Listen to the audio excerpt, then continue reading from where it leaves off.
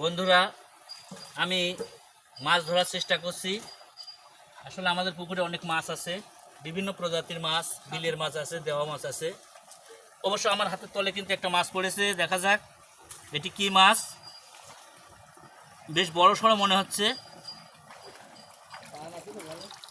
তো বন্ধুরা দেখেন, এটি মাছ নয়, এটি একটি সাপ। আসলে এই সাপগুলো আমরা দেখে অনেকে ভয়ে পলায়। এই সাপে কিন্তু আমাদের ক্ষতি করে না। এই সাপগুলো অত্যন্ত শান্ত প্রকৃতির। তা আপনারা কেউ এই সাপটাকে যদি কেউ ধরেও ফেলেন বা দেখেন, কেউ মারবেন না। এটি কিন্তু আমাদের অনেক উপকারে আসে। আমাদের ক্ষতিকারক পোকাগুলো এরা খেয়ে শেষ করে। যেরকম এই সাপগুলো আপনারা দেখতে পান আপনাদের পুকুরের পানিতে, ধানের জমিতে। তা আপনারা এই সাপগুলো মারবেন না। এটি আমাদের অনেকটাই আমাদের দেশের ভারসাম্য রক্ষা করে।